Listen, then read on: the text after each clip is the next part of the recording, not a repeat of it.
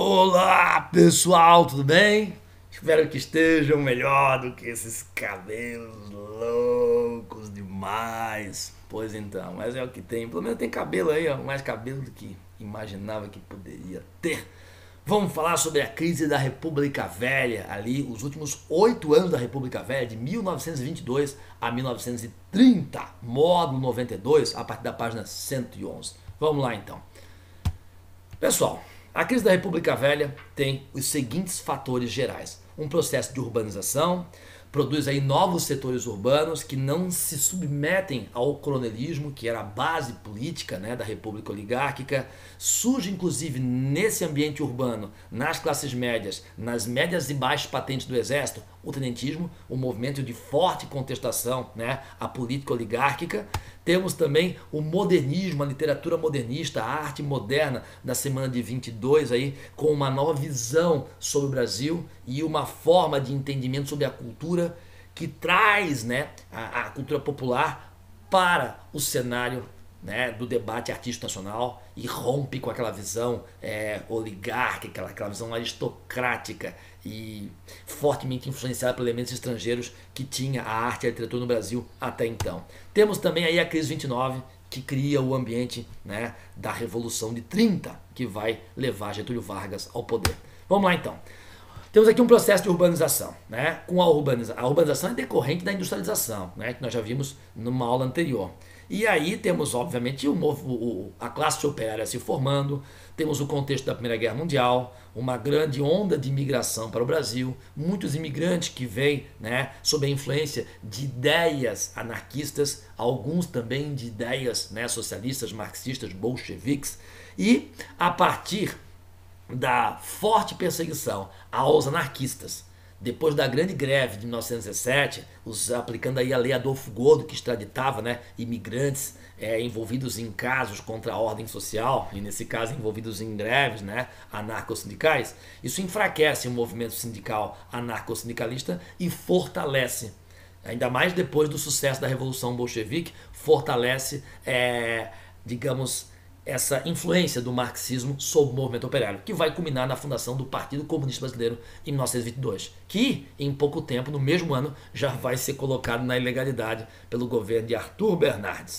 Muito bem, temos aí, ó, as mulheres lutando pelo direito de voto, o sufragismo. Vamos ter, depois da Primeira Guerra Mundial, esse movimento muito forte em vários países do mundo, né? Na Inglaterra, por exemplo, o movimento das sufragistas levou à conquista do direito de voto feminino já em 1918, né? Ali no contexto do final da guerra. E esse movimento vai ser forte também no Brasil, na década de 20. Nós vamos ter as mulheres lutando pelo direito de voto de várias maneiras, tá? De várias maneiras. Então, vamos ter também aí, ó, as classes médias engrossando em número cada vez mais nessas cidades, né, em intenso processo de urbanização. São classes, são setores da sociedade alheios também ao coronelismo, certo? Não são contempladas e nem ameaçadas pelo poder dos coronéis e por isso têm autonomia para desejar o quê? Mudanças, como por exemplo o voto secreto, certo? E a justiça eleitoral independente. Então vamos lá, vamos falar aqui do tenentismo, olha só. Tenentismo é o movimento das baixas e médias patentes do exército, ligados aí às classes médias, né, que não se viam contempladas pela política oligárquica, classes médias das grandes cidades, ou pelo menos das maiores cidades que o Brasil tinha, e que tem aí um sentimento de mudança, né, no sentido de, por exemplo, moralizar a política nacional a partir de uma reforma eleitoral, por exemplo. Então, eles querem então essa moralização político-eleitoral, querem também a instituição do ensino público obrigatório, até para que a população, sendo instruída, não fosse mais tão facilmente manipulada nesse jogo político oligárquico marcado por violência, por fraude também e corrupção. Bom, eles aqui trazem como lema esse ideal de salvação nacional, de que o exército, né, pelo seu histórico de moralidade, iria salvar a nação dessa corrupção articulada pelas elites civis, pelas elites agrárias civis do país, tá? Mas, então por que não as altas patentes? Porque elas estavam mancomunadas com esse jogo de poder das oligarquias. Por isso que as médias e baixas patentes trazem para si essa missão. Muito bem. O primeiro movimento tenentista foi o movimento dos 18 do Forte Copacabana, ou ainda simplesmente, né, 18 do Forte. Que movimento é esse? Olha só.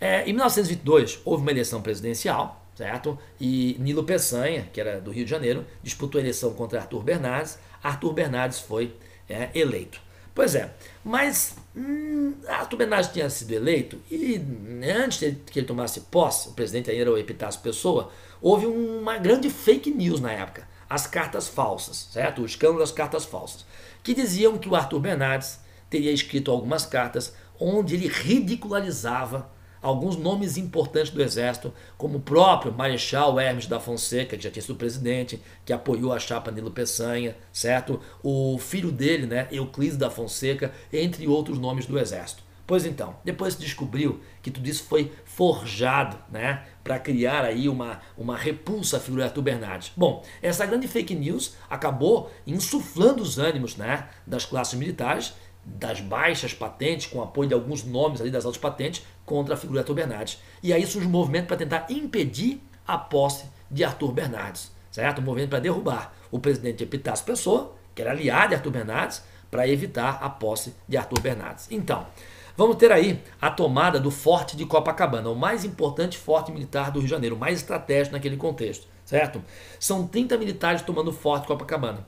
13 ficam no forte e outros 17 iniciam uma marcha pelo calçadão de Copacabana, né, pela avenida principal de Copacabana, com o objetivo de ir até o Palácio Catete e, certo, impor ao Epitácio Pessoa a renúncia. O objetivo era derrubar, né, Epitácio Pessoa e evitar a posse de Arthur Bernardes. Mas estes 17 homens nessa marcha até esperavam encontrar alguns adeptos. Vão encontrar um civil, esse homem que aparece aqui.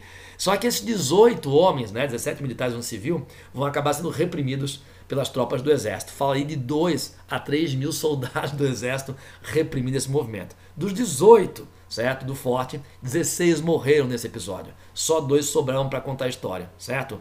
Como Siqueira Campos e Eduardo Gomes, que depois vai participar de alguns momentos importantes da história, como a eleição de 1950 contra Getúlio Vargas, né? O brigadeiro Eduardo Gomes, cujo nome deu origem ao nome do docinho de brigadeiro. Vou explicar isso mais lá para frente, certo? Muito bem. Foi essa a primeira tentativa, né? Essa marcha quixotesca para tentar derrubar o Epitácio Pessoa e evitar a posse do Arthur Bernardes, mas não conseguiram, certo? Mas foi o primeiro esboço de uma reação das baixas patentes, certo? Contra essa política oligárquica, contra o poder das oligarquias. Aí depois de 1924 temos a organização de uma grande coluna militar, a coluna paulista, liderada por generais, general Miguel Costa, general Isidoro Dias Lopes, mas também aí as figuras dos tenentes, né? Juarez Távora e também Eduardo Gomes, o Eduardo Gomes lá da Marcha dos 18 Forte, certo?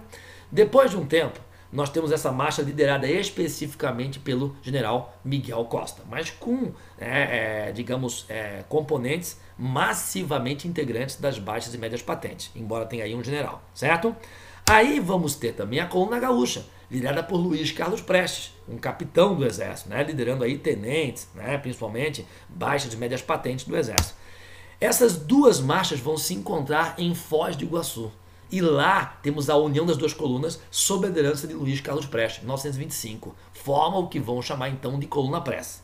A Coluna Prestes vai promover uma marcha de 25 mil quilômetros pelo interior, pregando aí o ideal de salvação nacional, certo? Ou seja, as baixas e médias patentes do Exército, certo? E sem nenhum envolvimento com essa política oligárquica, iriam derrubar as oligarquias do poder para promover uma moralização política no Brasil. Iam salvar o Brasil desse estado, né, de caos institucional. Muito bem, ele é apelidado de Cavaleiro da Esperança, o ideal de salvação nacional. É uma coisa quase que messiânica, né, que se esperava aí do capitão Luiz Carlos Prestes.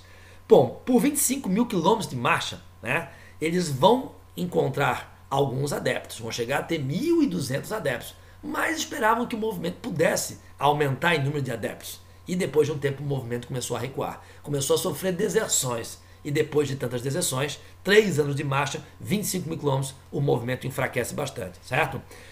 Vai ter como inimigos aí as tropas do Exército Brasileiro, coronéis, né, que entendem que é um movimento contra as oligarquias, e o próprio cangaço vai ser, digamos, contratado por figuras das oligarquias para combater a coluna Prestes. Vamos ter uma situação, por exemplo, onde o padre Cícero vai conversar com o grande cangaceiro Lampião, para que Lampião colaborasse com o combate à coluna Prestes.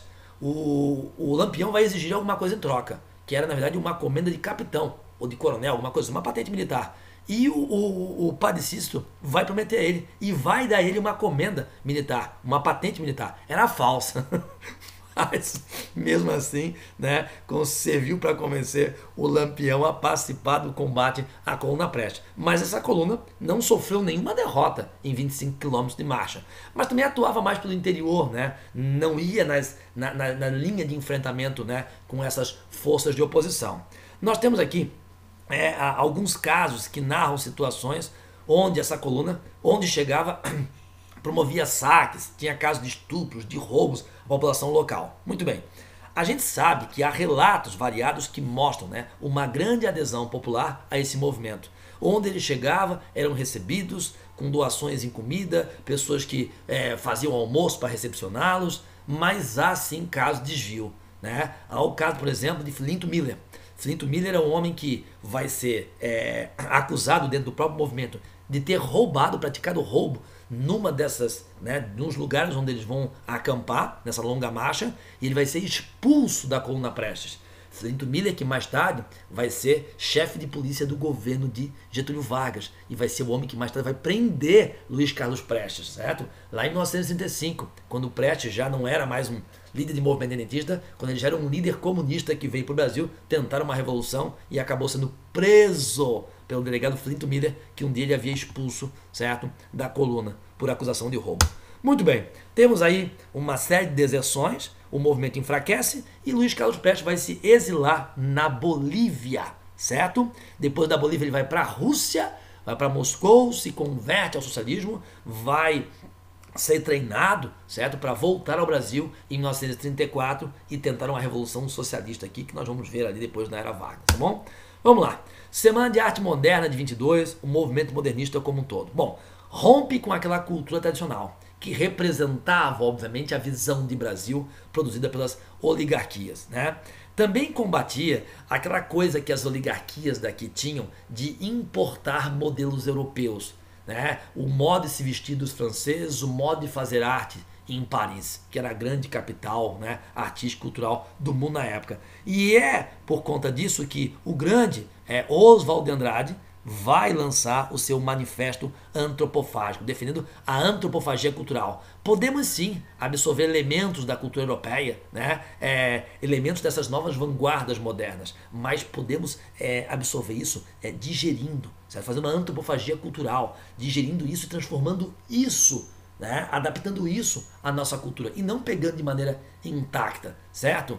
E aí vamos ter sim um olhar de valorização da cultura popular brasileira, da cultura que acontece nas várias regiões do Brasil como, na verdade, uma grande heterogeneidade cultural. E aí se valoriza a cultura popular, as figuras do povo passam a ter, digamos, vez na arte produzida pelos grandes intelectuais e artistas do Brasil. Isso traz uma mudança, digamos, radical na visão de mundo que as elites intelectuais têm sobre o Brasil. E que é uma visão que traz ruptura, sim, certo? Com essa concepção cultural e que tem por trás uma concepção política, que é essa visão de mundo das oligarquias que estavam no poder.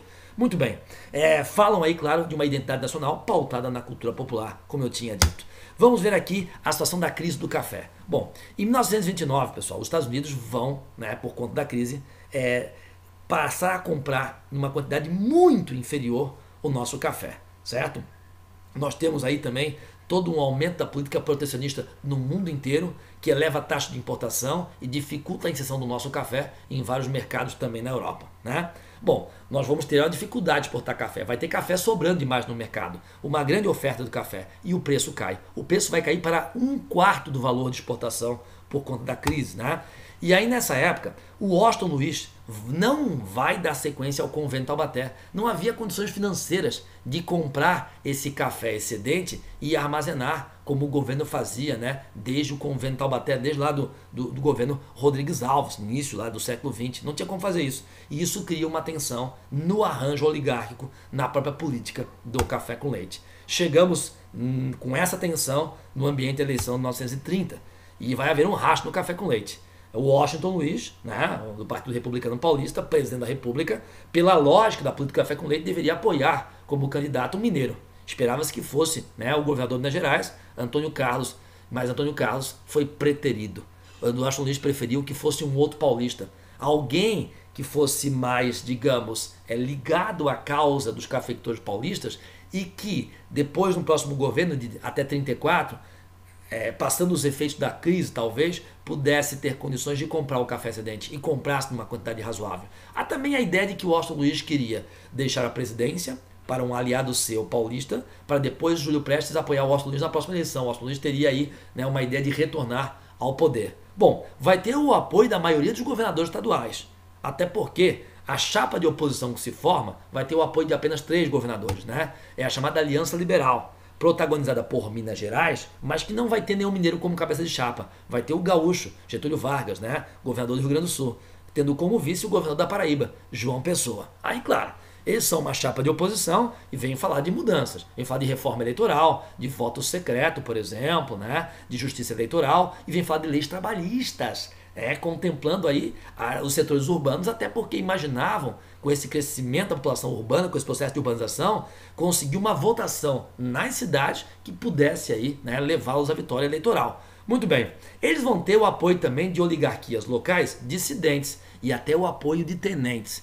O movimento tenentista, né, ele recuou depois de 1927, com o fim da Coluna Prestes. Mas exatamente no Rio Grande do Sul, onde a Coluna Prestes iniciou, esse movimento ainda se mantinha forte. E ali ele tinha apoio. E com esse apoio dos tenentes do Rio Grande do Sul, ele vai ter apoio de tenentes em outros vários lugares, que se aliam, certo, a coronéis de oposição aos governadores que estavam no poder naquele momento. Então tem o apoio de oligarquias dissidentes. Vou dar um exemplo. Santa Catarina. Os Conder Bornhaus estavam no poder, Adolfo Conder, né, era governador aí durante o processo eleitoral.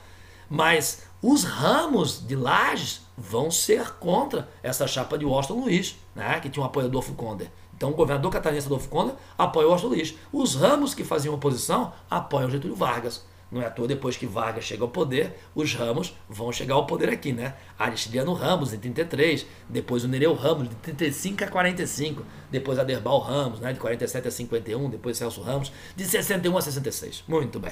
Vamos lá, então. Bom, nós temos aqui o Washington Luiz com apoio de 17 governos estaduais, o Vargas com apoio de 3. O poder de fraude do Washington Luiz é muito maior que o poder de fraude de Getúlio. Então o Washington Luiz venceu a eleição. Bom, no início, tá, o Vargas falava em aceitar o resultado eleitoral, até porque ele via o risco de uma revolução popular sob o comando dos tenentes. Ele não tinha um controle sobre esses tenentes, né? Então Vargas diz que aceitaria o resultado da eleição. Mas vai acontecer um incidente, certo?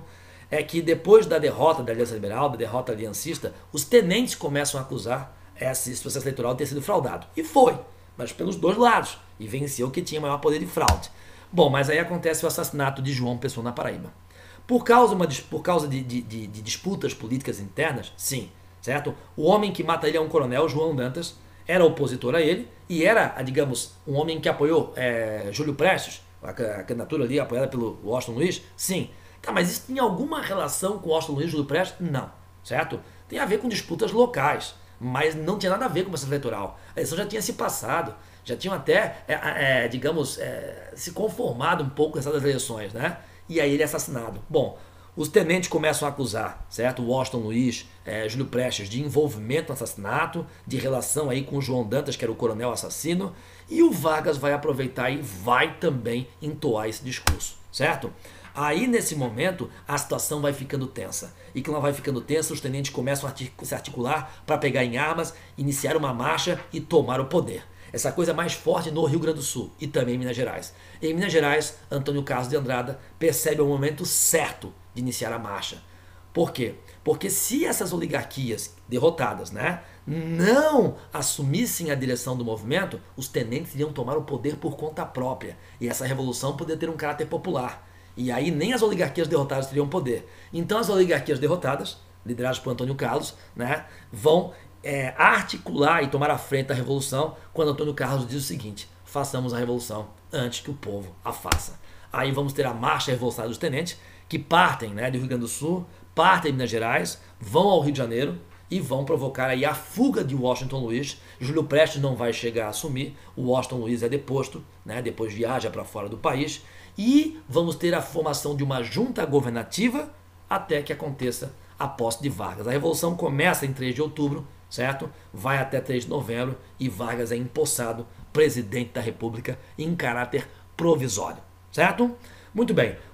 Nesse contexto, a capital da Paraíba era a cidade da Paraíba e passa a se chamar João Pessoa após o assassinato dele. E nessa época a bandeira da Paraíba vai passar a ser assim também. Por quê? Porque é o momento em que João Pessoa teria dito que não apoiaria a candidatura de Júlio Prestes, negaria apoio àquele arranjo oligárquico e formaria chapa com a oposição com Vargas. Então o nego de João Pessoa é algo marcante na história política da Paraíba e está ali impresso na bandeira da Paraíba até hoje, certo? E é isso, Vargas chegou ao poder e aí, claro, depois vamos ver a Era Vargas, mas num outro momento deixo aqui a lista de exercícios de aplicação em extras, exercícios propostos e a lista de exercícios de estudos. Beijo grande para vocês, fiquem bem e até a próxima!